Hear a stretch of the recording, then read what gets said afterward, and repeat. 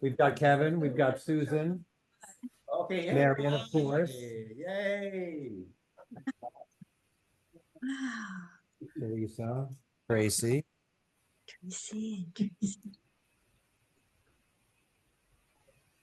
All right. Let's have a minute, let's have a moment of silence where we just feel our gratitude to be able to have the leisure, so to speak, that we've earned, the ability to contemplate these lectures and do the work of self-facing. That privilege that we've earned. So I want to give thanks to them for that.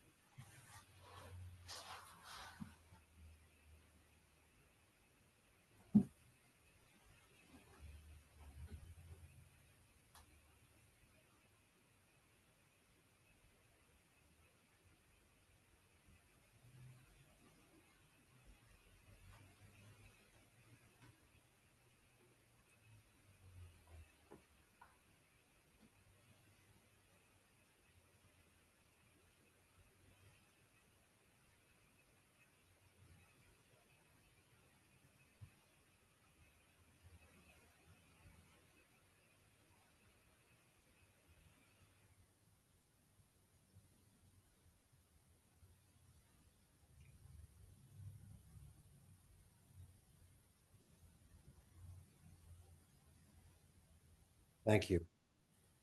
One of the things that's mentioned in this lecture is the idea that when you're suffering, you have to go through the suffering. There's a purpose of suffering people experience. So conversely, if you're not suffering, maybe you don't have a suffering lesson to learn right now. Now this, it's about transcending fear, right? In a nutshell. And on the first page, he talks about two philosophies of life. Here's the first one. The spiritual and emotionally mature person needs to learn to with these in mind.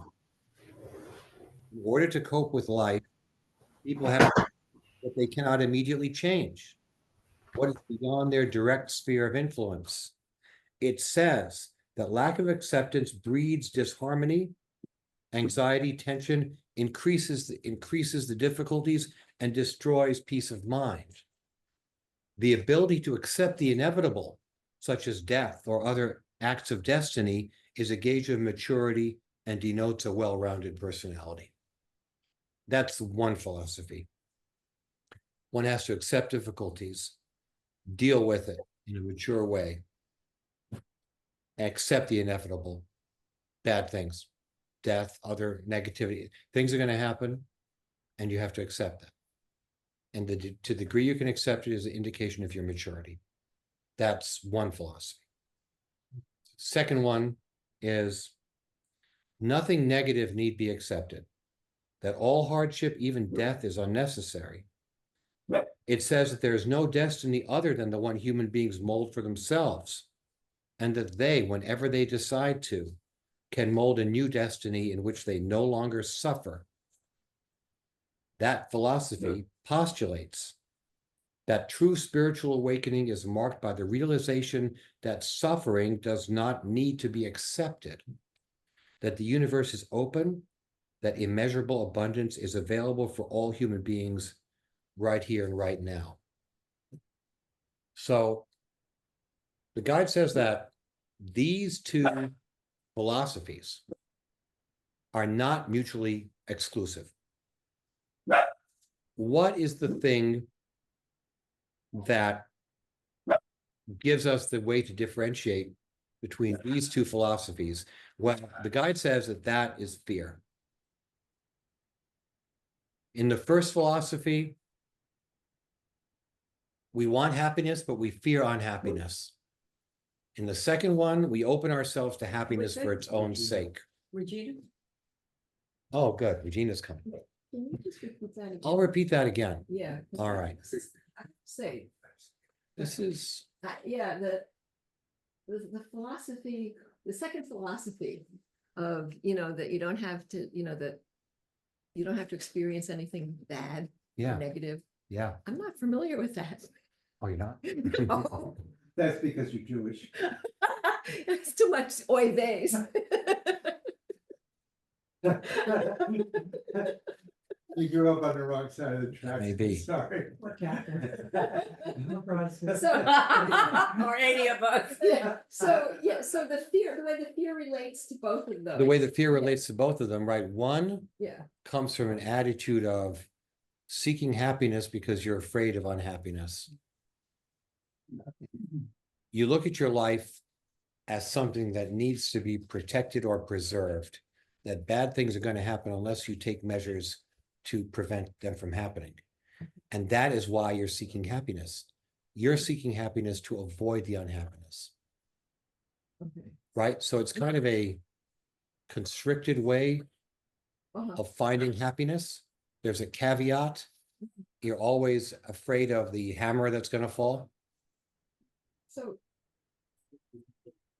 Hey, Regina, hi. there's a copy of the lecture if you want one.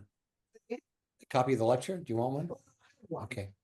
But I'm gonna ask you, I Okay. know what, the surgery, so this, Oh, put that on. yeah, help me. Oh, I see.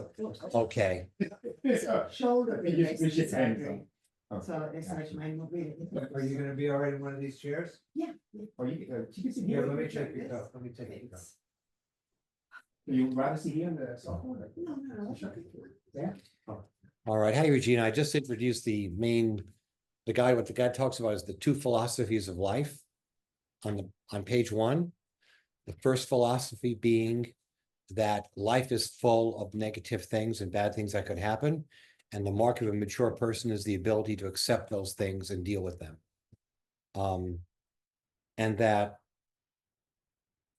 you have to learn to accept these difficulties. And there are some things you can control, other things you can't control. And the second philosophy of life is, to quote again, nothing negative need be accepted. All hardship, even death, is unnecessary. There is no destiny other than the one human beings mold for themselves, and that they, whenever they decide to, can mold a new destiny in which they no longer suffer. The second philosophy says that true spiritual awakening is marked by the realization that suffering does not need to be accepted, that the universe is open, that immeasurable abundance is available for all human beings right here and right now. So those are two philosophies of life. And the guide says that the common denominator between these two things is fear. Well, this lecture is about transcending fear. So the idea is that in the first philosophy, you pursue happiness because you're afraid of unhappiness.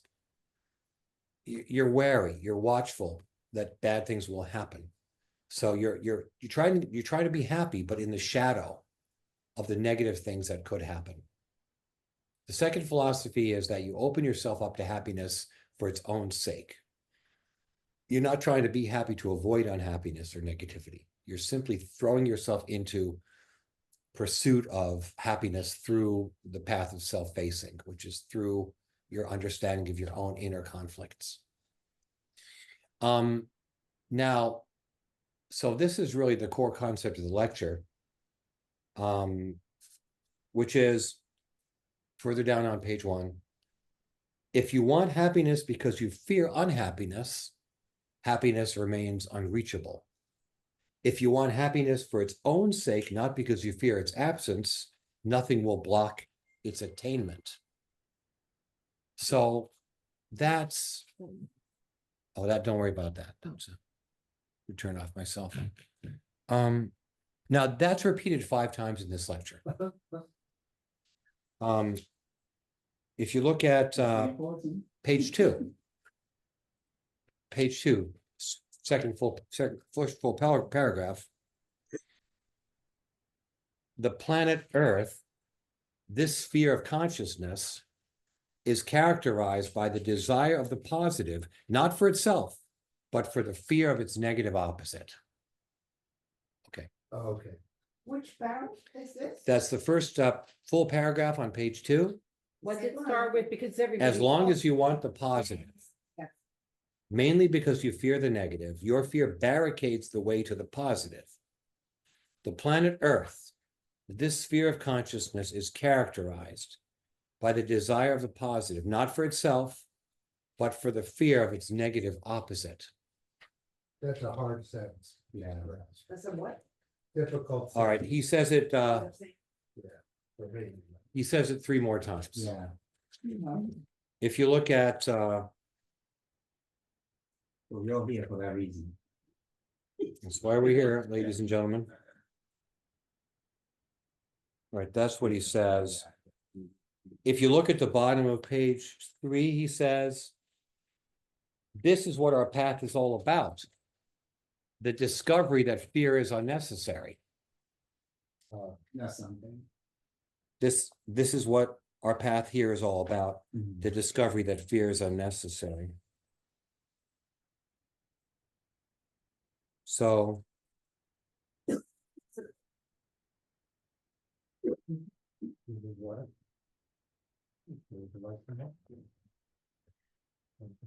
Again, on page 3, there's the third instance of this guy saying the same thing. Middle of page 3. If you desire pleasure because you fear pain or the absence of pleasure, the door to pleasure remains closed. Right? If you desire, middle of page 3. Yeah. If you desire pleasure because you fear pain or the absence of pleasure, the door to pleasure remains closed. Yeah, so when your desire for pleasure in the shadow of your fear, you don't really feel the pleasure.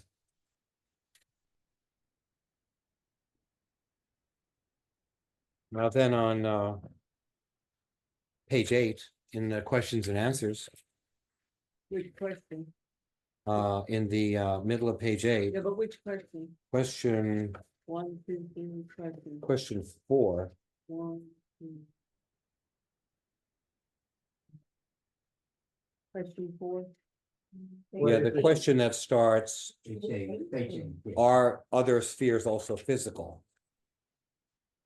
He says, it is extremely important for all of you who work on this path to find where you fear the negative and therefore grab for the positive alternative. When you find the areas of fear and see how you want the positive for negative motivations, you will be able to accept the rich abundance of life with a raised head as a free person. It is this soul movement that makes all the difference. And then in the next paragraph, he says it again.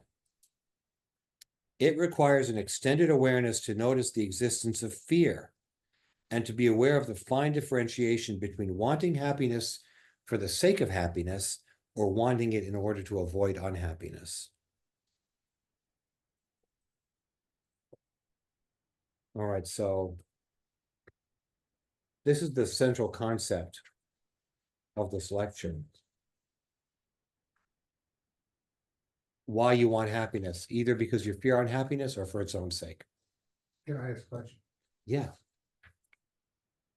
Does it speak, or do the lectures anywhere else speak to the basic orientation that one has for life, maybe from their upbringing or their birth? This orientation in the beginning that you're seeking happiness because you believe happiness is possible, not because you're afraid of unhappiness. Yeah, now I'm not sure how to answer that question. I think that this question about the orientation of the soul, I mean, we all come here with different soul aspects and different levels of development, so to speak, even though the guide, it's not hierarchical, but there's, each of us is here to learn different things. Many of us. So it's hard to say, you know, because souls come in here, I think, with different orientations and different conceptions. So you feel that it's something we're born with? Well, I mean, this is the human condition, Or how because as we- the guide says, in that second quote, he says, the planet Earth is characterized by the desire of the positive, not for itself, but for fear of its negative opposite. So everyone who's incarnated here has that kind of basic Yeah. bent, right, right. So, Ooh. no, so the question, It's Yeah. biological. uh, well, go ahead, a question comes up, like, we can talk about this, what is fear? So Yeah. I actually, it occurred to me when I was reading this the first time, but now when you read this first page just now, I just feel like I also study Eckhart Tolle, so I have these two frameworks of looking at what the pointers, like he calls them the pointers, like what we're actually talking about. And the way I read this is that the first way of looking at life is like the ego consciousness, because you're afraid, because you believe that you're gonna die. You believe that, you can lose something, that somebody can hurt you, all these things, because the ego, is always in the defensive motion, right? Or position. And then the way he talks about the second way of looking at life, you're not afraid of anything because you know that your true soul can't be hurt. Right? Like there is no such thing as death, it's an illusion, all those things. And so it's this shift from one way of looking at it to the new way of looking at when you lose the identification with the ego. So that was just felt like, wow, that's what he's talking about. And I remember even like The Road Less Traveled, that book from the Yeah. 70s, where the first sentence is life is difficult. Once you know life is difficult, it's not anymore. And that Eckhart Tolle always talks about that, because that's the shift. Like once you realize there's that there's work involved and you have to do the work, and it's hard work, and it doesn't feel hard anymore because that's the expectation. But it's really, I feel like, Tracy always says, talk about your green girl thing. But when I had that experience, I went into that place where I had no fear. And I was calling it hate, like I didn't have negative emotion for a while, because I felt like I shifted into that place for a while. Now, of course, I go back, and when I have this stuff with my siblings, and I'm afraid, there's a lot of fear. So it's not a one and done. But I do feel like, this is the transition that we're making when we talk about the pathwork of self-transformation. This is the transformation from one way of looking at the world to the new way of looking at the world. So, okay, so. So that's the way I was reading it. That is so correct. restated. I mean, that's, yeah. I mean, I think the pathwork part of our task is to make the alternation. You spend more time eventually in the higher self, less time in the ego self, more time in the unitive self, less time in this split self. And hopefully, as life goes on, that becomes larger and larger the time you spend in the unitive state. What are you saying, Joel? Joel? Yeah, that's just another way to say it. So what you're saying is the experience of the green girl, where you were in this, and you Teresa, you also had a similar. We've all had It's little kind of a glimpses, right? spiritual, Yeah. I don't know, epiphany, if you will. Yeah. But you had this experience of wholeness, of oneness, of peace, and then you came back into normal It was reality. gradual. Okay, you came back and then you have normal kinds of challenges that one has in relationships. But because I experienced that glimpse of the new way of looking at it, the old way is not as hard. Because I know that it's like not that there's a different way to look at it, because experientially I experienced it. Oh, so when you were in that state, you were thinking about these relationships with your siblings. No, And so I mean, different. well, I was, and I was like, but I don't feel negative about them at all. And I Okay. don't feel afraid, and I was confused for a few days, because I was like, where did it all go? Where did all those bad negative things go? Like, I just don't have them right now. And then slowly over time, I went back to where I feel like, which is well, normal life, which probably is not normal, but but now when I have moments where I have fear or whatever the first view of life, fear of death, fear of, loss, fear of whatever. I have an experience in my past that tells me that's not the only way to look at it, so I'm not as afraid. So it's easier to go through the fear. Do you have a different reference point? Yeah, A different lens? yeah, it's not as hard. Mhm. It's hard, it's still hard, and sometimes I get stuck still, but it's not as hard as I used to feel such terrible frustration, like why, you know? And I don't have that. I definitely, there was definitely a movement forward. Whatever you call it.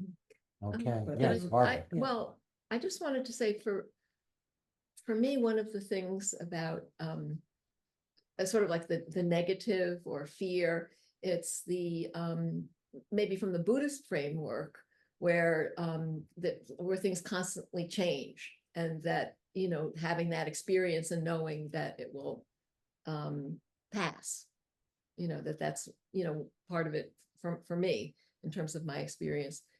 The other thing is the talking about the framework of nothing negative, that I've had experiences of feeling like being overwhelmingly blessed, and I just am relating this to the lecture of the last month, talking about the cosmic force being aligned with cosmic energy, and that seems to be a key part of it, that somehow, some mysterious way where you're in alignment. You're in the zone. In the zone. What the difficulty I have is talking about the ego as being, separate and bad, because I kind of, for me, I kind of think like the ego is kind of important to keep you on track, to have it intention. Sure. And Yeah, so the guide, uh-huh. it makes very clear, like there's what he calls the little ego and what he calls the little ego and what he calls the healthy ego. Oh, good. The healthy ego is the organizing principle that lets you plan things, get up in the morning, figure out your day, Mhm. and make decisions. The little ego is the part of us that is more like the idealized self-image, that seeks to get everything to our own advantage and thinks we're alone and tries to plot against other people for our own benefit. So the little ego is not to be confused with the healthy ego. I think the little ego, the guide says, the idealized self-image is who we're supposed to live up to, what we try to put on a mask. The little ego, I think, is like the lower self, which is basically a climate of self-obsession, over concern with the self. Yeah, looking for perfection. Looking for perfection, exactly. That's right. So the healthy ego brings us to the gate, the spiritual door. It makes it possible for us to have an organized life so we can have time to meditate or to pray or to engage in the activities that help us, but it doesn't participate in those activities. It makes it possible for us to have those activities. So you're an artist, right, Barbara? Yes. So the ego is what says, let's go spend some time now creating something, right? Right. And then your hands are involved, right? Your concentration, right? Or Tracy is a writer, so when she's writing, she's concentrating. She's got to get the computer out. She's got to find where she is. She's got to decide what she wants to, what does she want to do today, work on, and then if you're lucky and graced, the unified consciousness, you connect with that, and then you're just sort of you're in the zone, and you're creating and manifesting, right? But you need that ego to support the process. Does that make sense? Okay. I think it's also the way Yes. I understand that is in my opinion, it's important to understand that it's not that there is two egos, it's the same ego, but the ego that is mature, another word for the little ego, another word would be the immature aspect of the ego. You see what I mean? So in other words, the way I understand it is like the closer and the more connected the ego is with the higher self, the healthier it will be. Mhm. So when it's not connected to the higher self, then it behaves like the little ego. But it is the same ego that behaves differently according to the degree of maturity or the degree of connection that it has with the higher self. Mhm. That's the way I understand it. Yeah. I think that makes a lot of sense. Well, here's a quote, at the bottom of page 1. If fear can be shed by realizing the truth that there is no reason to fear, then it is not necessary to experience it.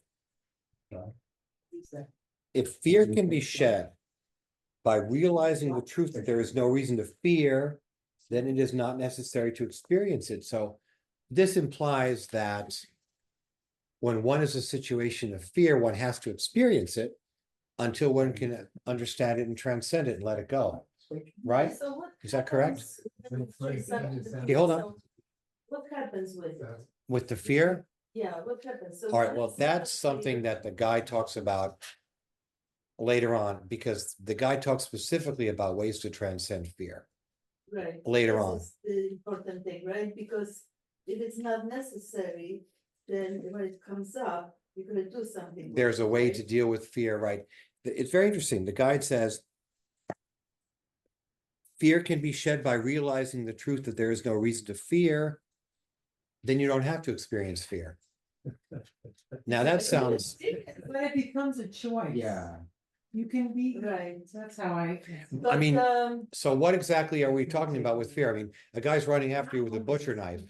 I mean, that's obviously, the guy puts that in the category of legitimate fear, but that's like desire for self-preservation. It's a reaction. I mean, if you're fantasizing about somebody who's gonna step out of the shadows, but he doesn't exist, then that's not the same thing. Right? But I mean, so what kind of fears are we talking about? Does anyone want to comment on that? What are we talking about? Like, is going to the dent, being afraid of the dentist, is that a legitimate fear that one can realize it and it doesn't go, it goes away? What I It think is, that's yeah, the it fear is, yeah, it applies to, in my opinion, it applies to all of that. I mean, whenever there is fear, basically, the way I understand it, you need to go through that, whatever it is. And I find personally that, as Tracy usually says, when you observe that fear, instead of shrinking and shirking away from it, you encounter it, you face it, you go through it. I mean, you mentioned the fear of dentists. When you go to the dentist, this is an actual fear. Personally, I find that instead of first reaction you have when you're fearful is you shrink, you shrink, you want to escape that in many, many ways. But when you actually sit with that fear and you observe yourself feeling that fear, it just dissipates right then and there. Like I've said, there's one point, more than once actually, I've gone to the dentist and I have said to them, no, numb me, I will take the pain. I want to take the pain, and tears running down my eyes and everything. But I sit there and I put up with this pain and I face it. And it's not. I mean, I feel it, and it's still the nerve and all that. It happens, but I go through it, and because of that, it doesn't feel. Pain, not fear, right? Well- So fear is usually fear of pain. Well, the fear of pain, because he said the dentist, you can go dentist through- experience. Yeah. Yeah. So So you it's, go through pain to combat the fear of pain. so in other words, it's basically that fear. When in whatever way Whatever the it is fear you're manifests, afraid of. if you go through it rather than trying to escape it or mask it or pretend it doesn't exist, then you can overcome it. Regina, how do you relate to that? Yeah. Oh, it's like, there's one part here that, fear has dominated my life. And, no, now though. And, thank God. But, I think that the worst part is that we are fear of the fear of feeling fear. It's a very difficult concept to grab, but is He the talks about that. anticipation of the fear. So we are fear of the feeling of feeling the fear. So it becomes really a dominator, and very negative, and I call them very dark energy. Instead of being light, we fall into, here is the light, and we fall fears. To the ground. And I find that something that has helped me, I'm Catholic, I have a lot of faith, so my faith has helping me a lot because it goes also with the teaching of La Tierra and all this. But, the acceptance, I had cancer and I'm in my 60s. I was all my life very healthy. But also I was very involved in this, and I was involved in yoga and Pilates, I have a healthy life, do you understand? It's like, I never did drugs, alcohol is just a nice glass of wine. I'm Argentinian, Italian, so I enjoy a nice red wine, and that's it. And I couldn't understand, boom, cancer?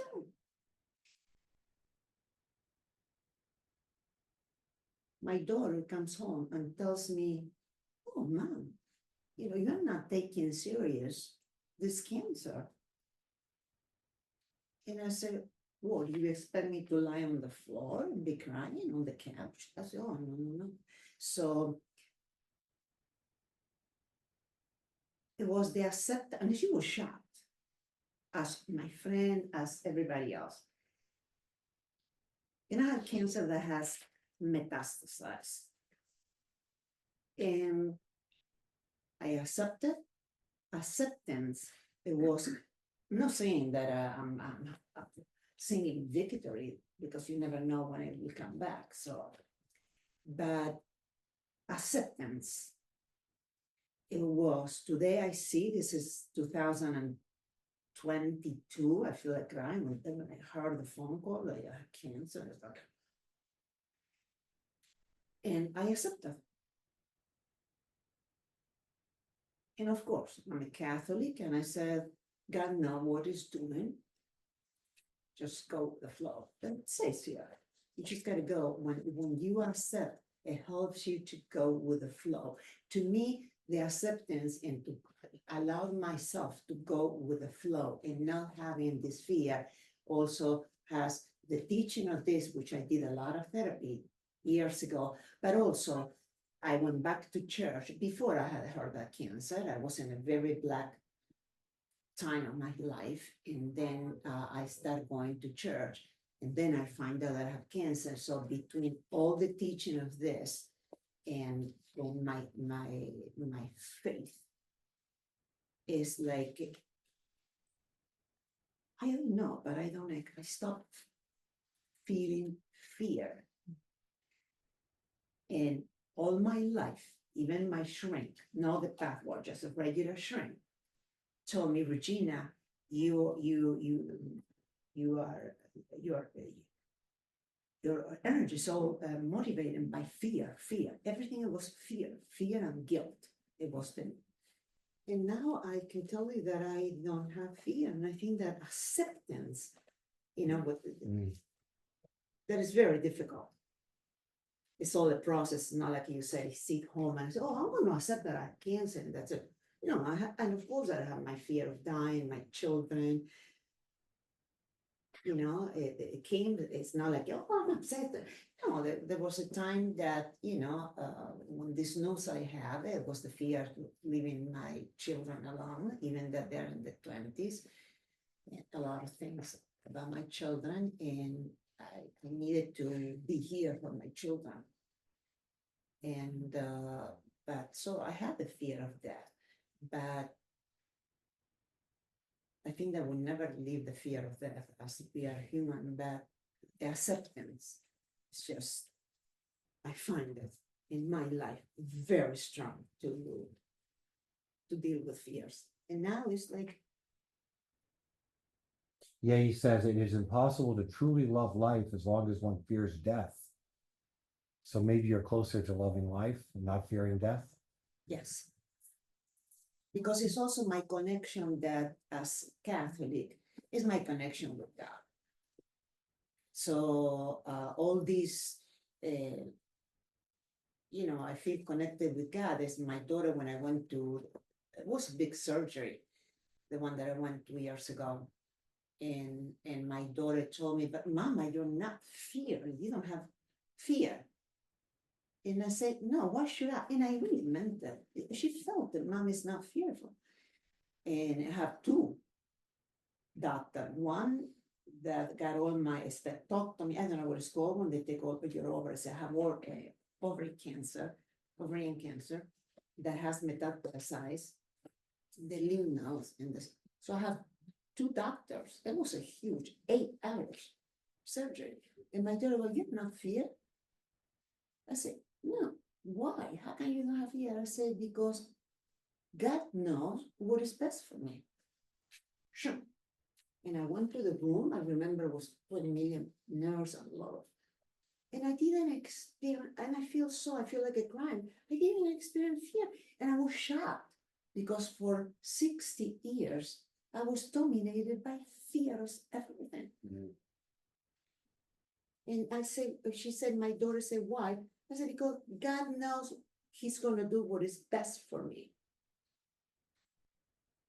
There's strong faith. And this is one of the book of I don't know if it's Eva Pierra or Joe, but I love the book, is Surrender to God Within. Yes.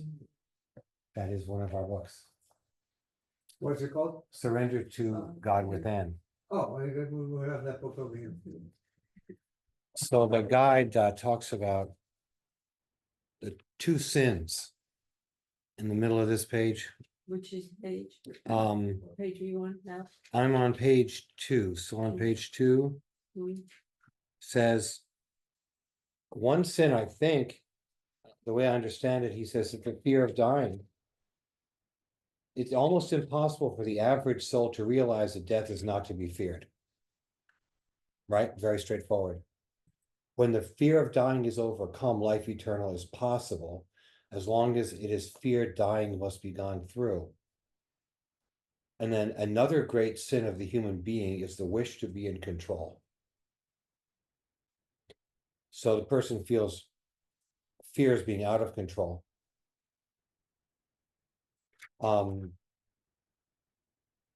While spiritual teachings postulate death is unnecessary, they also claim that the truly evolved individual is master of the universe, that he or she alone controls destiny. But as long as there's fear of losing control, the individual must learn the ability to relinquish it, to flexibly adjust.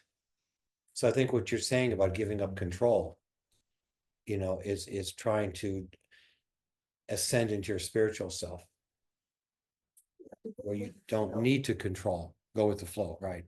Surrendering. Right, so you don't fear death and you start enjoying, you experience actually joy of life in your life, and you live life, it becomes very joyful. And when you don't live in this duality, we will begin with a great duality, I don't know how to read this in English, of life and death. This is the major problem. Here is what, and there's, I read a lot of books of Eva Pierra, and it goes back to everything is based on our fear that is unconscious, that we fear death, we fear to get older, everything is about death. That's the Pathwork talks about remember we had that lecture some months back. Underlying all fear is the fear of death. And so if we're to, Well, the deaths, the ego fears, they say, the coward dies 1,000 times, the brave man only dies once. Right? So the fear of death, 1,000 little deaths, right? I mean, that's where the images come in. Every time our image gets trampled on, we think we're dying. Either or, right? We think that it's either, if it doesn't go our way, we die. So that's just a mirror of the big duality. of life and death. That's interesting. So when you go through a lot of the little deaths, that builds up Eventually your you- courage. You go through the To go little deaths and through you the say, big guess what, one. they weren't so bad. I can deal with it. He says that actually that is enjoyable, that if we didn't have that fear. Because it's a and let that, go. It's like archetype, I think. It's like a deep archetype. Right, he That- says that It's death an archetype, does not right? have to be painful. Birth is a lot harder than death, Yeah. he says. But Traumatic. because of the being born archetype, into we that. all share that, we fear it, we block. At the moment of death, I think he wants us to just like yogis, relax and enjoy it. Yeah, he talks about that at the end. Enjoy the ride. He talks about that at the bottom of page 4 about the experience of death. Yeah. He says, basically, everyone is so afraid of death that they don't really experience the transition. Exactly. And this Exactly. reminds me, Have to keep doing it. he says, that is why the soul requires so many repetitions until it can get rid of itself of fear, particularly in the experience of dying. Let me assure you, my friends, that the trauma of being born is infinitely greater one than the one of dying. Yet a peculiar mass image exists about dying, which is deeply impressed on all souls who come again and again to the earth sphere. When an individual goes through the liberating event of shedding the material body, this mass image produces such fear that the person is too anxious to be able to register the reality of the event of dying in full consciousness. Yeah, exactly. So, But it's a message. The famous story about how the guide channeled the soul, the spirit of a ghost that was inhabiting Jose Asensio's house. We know about that, right? We don't know about that? Okay, this was back in the late 50s, where you see Jose Asensio was a man who lived in New York and who had found his way into Eva's circle. And he started feeling afraid in his apartment at night. And he started feeling that he should kill himself. Oh, my God. And he woke up he kind of came to one night and he was at the medicine cabinet with a bottle of pills and he was going to take them.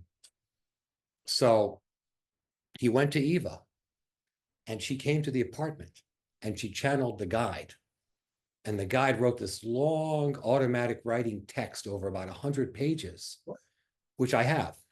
I have that. And in this writing, the guide talks to a spirit who inhabited the apartment, who says he killed himself in the apartment. And that he was told that anyone who comes in there, he should try to influence them to do the same thing. So He was still there. And the guide was able to tell this soul that he could go. Skedaddle. He didn't have to, and then, it cleared up and Jose didn't have those fears anymore, the nightmares. That's incredible. And I have the whole book. I have it. That Jose gave it to my mother he left it to my mother when he died. That was the guy that was in Trujillo. He was the nurse, right? male nurse of Trujillo, Yeah. who was the Dominican dictator guy. of Dominican Republic. Yeah. And he came here and he was very interested in voodoo and the occult. So he came into Eva's circle. And there are many discussions between the guide and Jose where Jose keeps talking about voodoo and the occult. And the guide says, chill out. We're not talking about that. We're talking about your daily life and what your issues are. Don't be concerned about such things. Yeah, but that really resonates with this part of the lecture where he's saying that people don't realize the transition is so fearful that they're caught in the fear of dying. It's a hospice nurse for sure. Yeah, you were. And, and now my mother, who's elderly, is, getting near the end of her life. And the one thing a lot of people say, I want to die in my sleep, and I'm like, yeah, nobody wants to be there. You just want to be there when you die because there's so much fear. And I really witnessed really a wide range of experiences, and it was only a short time. But, I had people hanging on at the end, no, you know, So, I yeah. had people in denial and then anger and all kinds of stuff as they're dying, you know, it's crazy to Alex, have do you? Oh, the really? death, yeah, be Uh-huh. so, you know, fighting it. And then I remember we did have one woman who, she was like, oh no, this is gonna be great.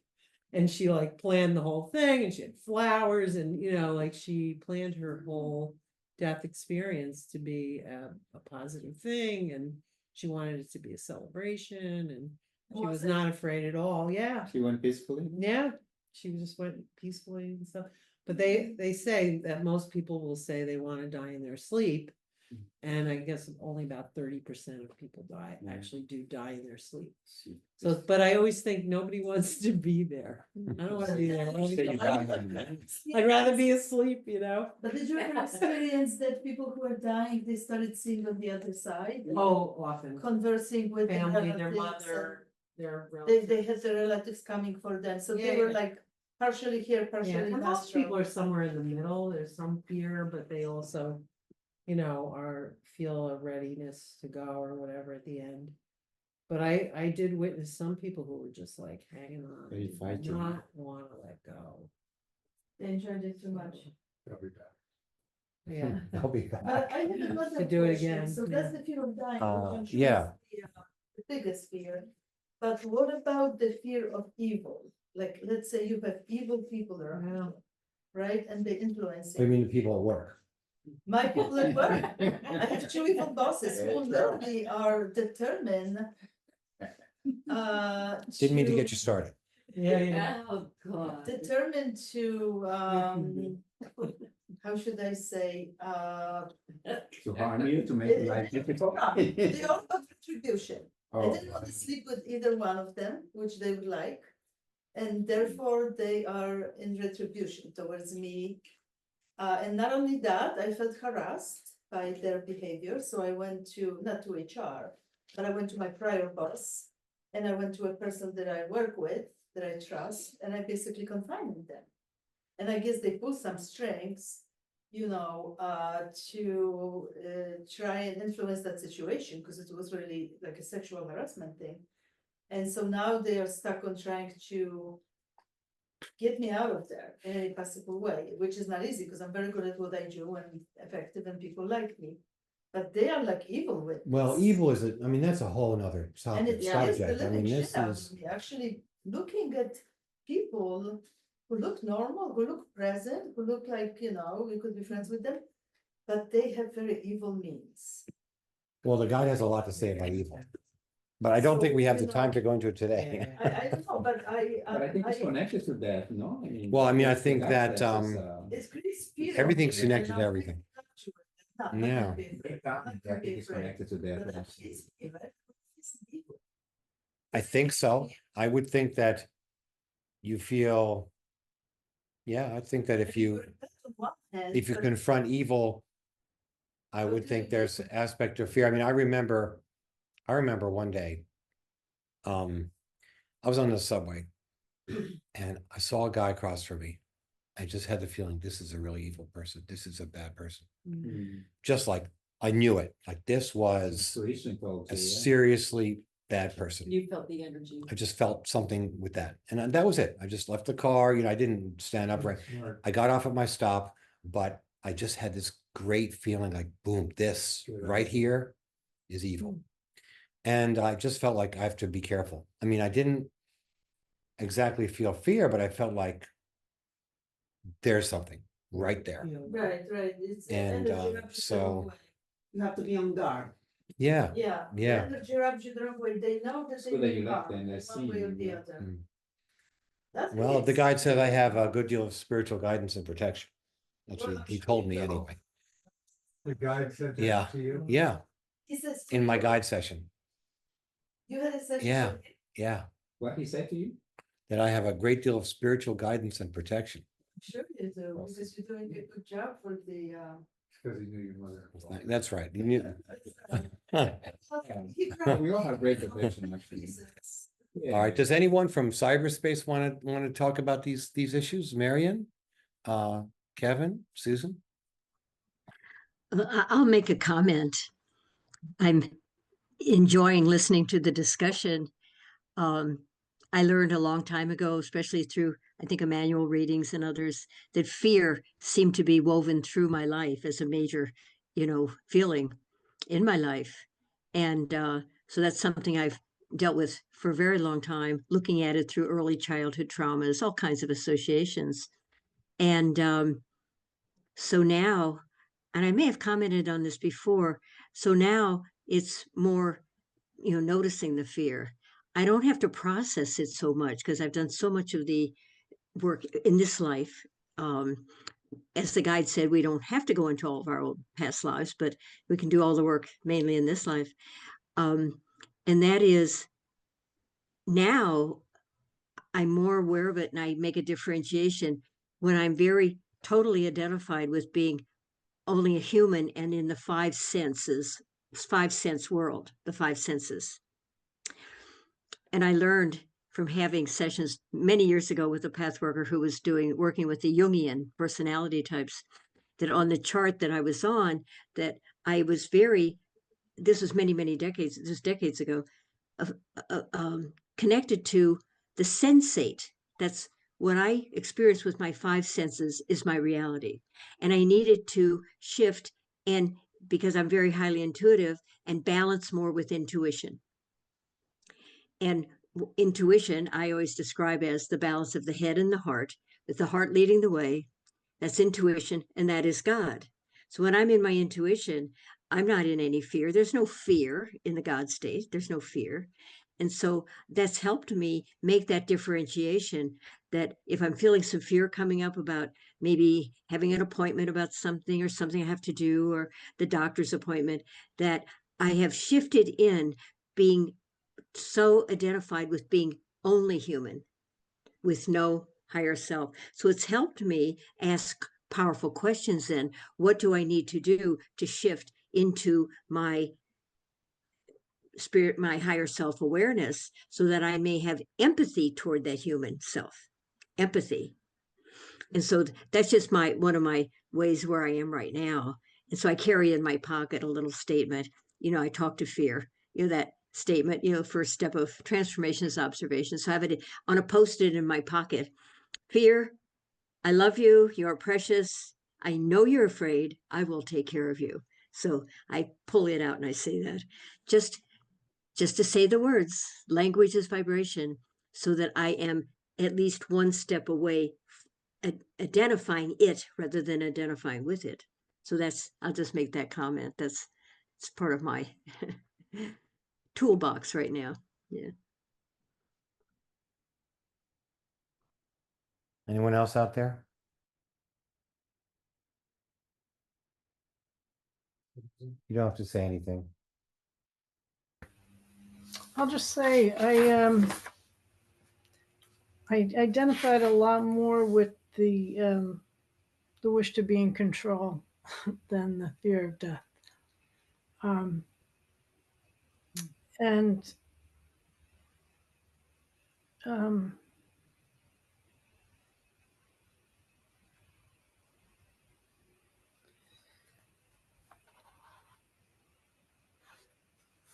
it seems to be because of a lot of traumatic experiences I've had. But when I am able to just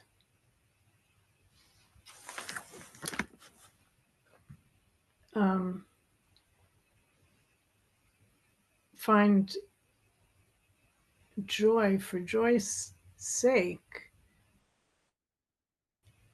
I do really see a difference, and I see how that's a new concept in my life in like the last year, that I'm realizing I don't have enough joy in my life, and I want that.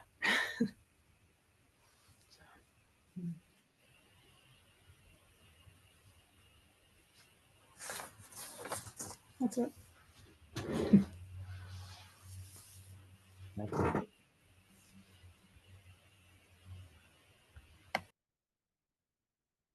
I just wanna make, clarify real quick. Yeah, that go ahead. When you say, oh, Regina, so you're not feared, with death. And I say, no, I'm not. No, it's not that I'm not. I'm a human being, and, it's our human condition to fear.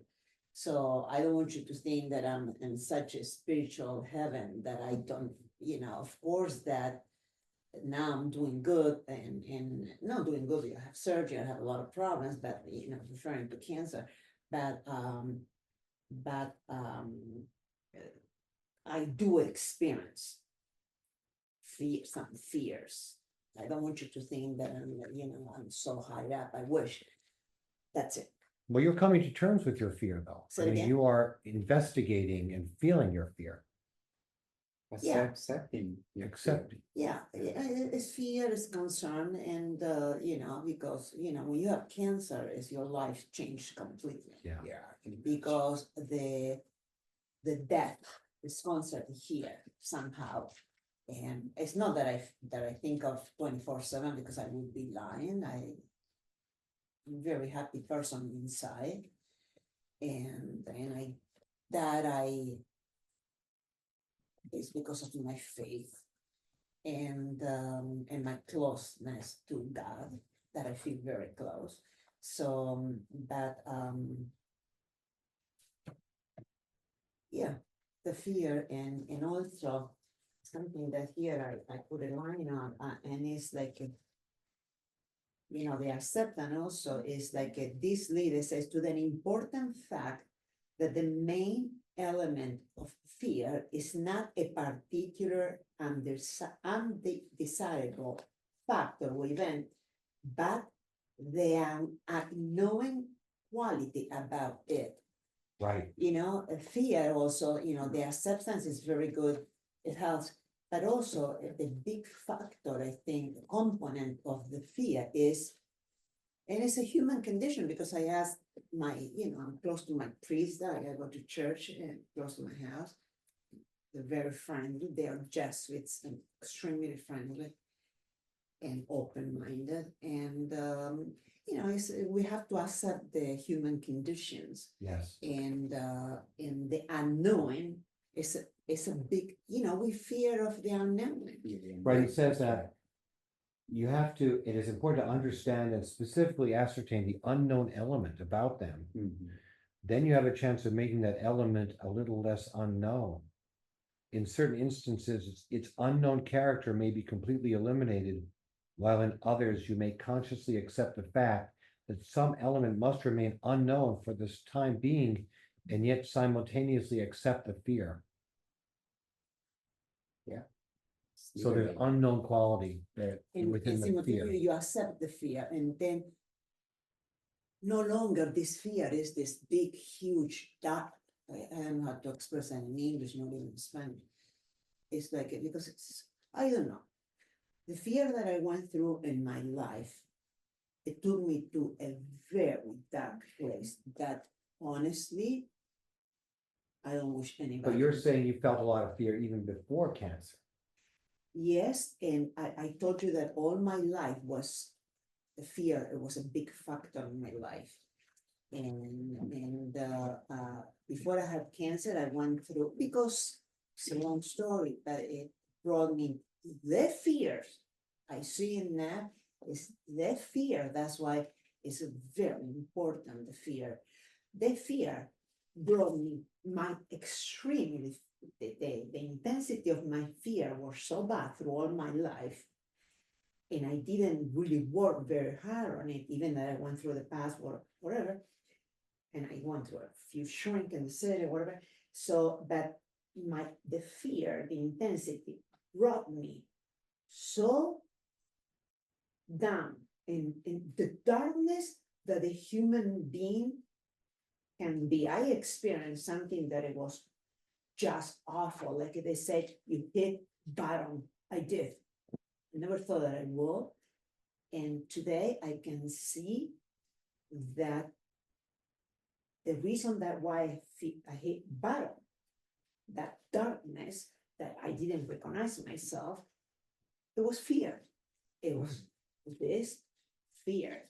How do you see fear manifested in your life?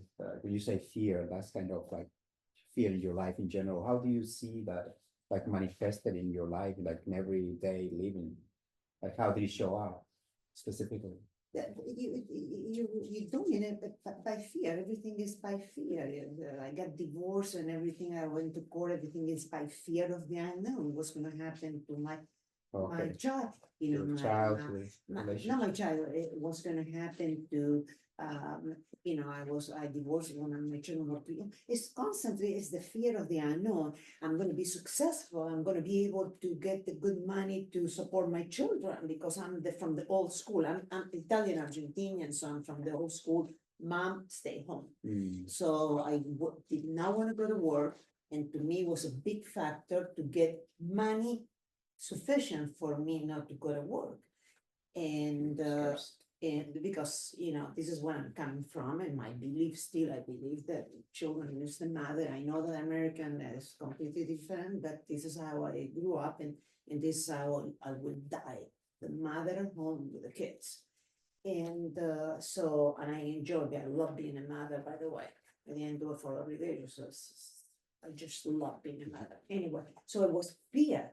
Fear of what? The unknown. Because then, you know, I got some money, and then my ex-husband was financially very comfortable. So then he became poor all of a sudden, and my money was cut off. And as this fear was going to happen to my children or whatever, you know what? I went through and nothing happened. My children now, do you understand? It's like, Yeah. everything was fear in my life. And Well- the fear it was marked by the unknown. What's going to happen? I'm not going to be able to, you know, I don't want my children to be raised by a babysitter. That was dramatic, was awful to me because I don't want my children with a babysitter.